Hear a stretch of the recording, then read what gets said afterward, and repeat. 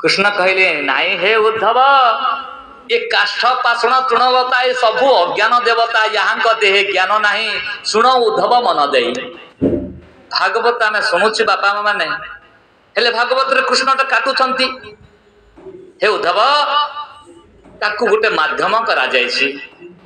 गोटे ठाकुर अथवा गोटे मंदिर को ता माध्यम आम स्नान करवा ता माध्यम फूल चंदन टिके आनिले भक्ति बढ़िबो एटा अंगनवाड़ी पाठ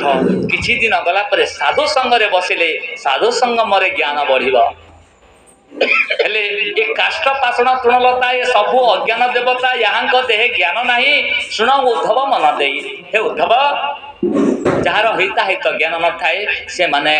ताकू माध्यम करी मूर्ति पूजा करती ज्ञानी सत प्रतिमा न मान ई चंडी चामुंडा न पूज ई दुर्गा बासिली आदि हैला महेश्वरी पार्वती मंगला शिव शक्ति मंत्र दीक्षा यहाँ न करे ज्ञानी शिक्षा से निरंजन दीक्षा सार ताहा साधय निरंतर भागवत कृष्ण कहले कि से निरंजन दीक्षा सार कही एटा होची महिमा धर्म होची भागवत धर्म सत्य सनातन धर्म जे सत्य जे नित्य जे शाश्वत जे चिरतन से होची सनातन हेले बापा माने प्रकृति आमे भागवत रे देखंतु हेले ए विषय संत कवि भीम भई कहिले अचेतारे सीना जन प्राणी माने करुछंती देव पूजा पादे पड़ी रक्षा कर बोलुछंती देवु खीरी पूरी खजा मूर्ति सीना से हो जीव आत्मा नहीं काहू जाची देव बर विष्णु नट खुट माया को न जानी अज्ञान रे मूढ़ नर जे हो गढ़ी अपना पिंड प्राण ताको समर्पण नाही आ दारु प्रतिमा मृत्यु को बोलुछंती प्राण को बंचाव तुही किए गढ़ी माता पिता गढ़ी शास्त्र को देखिले माता पिता माध्यम माता पिता गढ़ी किए गढ़ी जदि माता पिता गढ़ू था ये लक्ष लक्ष कोटि कोटि माँ मैंने कहीं अपुत्रिक हो रही जदि माता पिता गढ़ू था पुओ झील अंध बधिर छोटा लंगड़ा कहीं जन्म नौ जदि गढ़ीचु कह केते बेले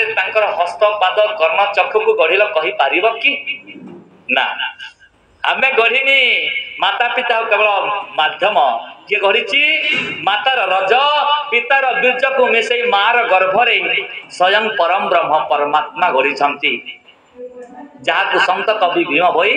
अलेख शब्द उच्चारण कर परम ब्रह्म परमात्मा को अलेख कहीं अलेख कहले चारि जुग कवि माने सत्य त्रेता द्वापर कली जुग चारि जुगर कवि माने प्रभु धला ना कला ना गोरा कहीं लेखि पारले नहीं जानी पारले नहीं जमी रूप नुहति अरूप विनाश नुहति अविनाशी क्षय नुहति से अक्षय से अंत नुहति से अनंत सेमिति लेख नुहति चारि जुग कवि लेखि न पारिले अलेख बोली न तो नाम देले से परम ब्रह्म परमात्मा अलेख स्वामी मातार रज पितार बीज को मिसई मार गर्भरे से शून्य शून्य रे तैयारी करछंती हेले जेहो गढ़ी अपना पिंड प्राण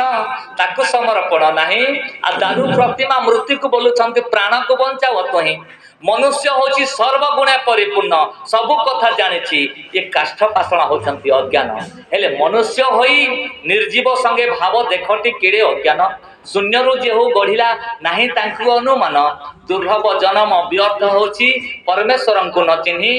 अज्ञान रे नरे सबु को पूजिले प्रकृतिर सुखमणि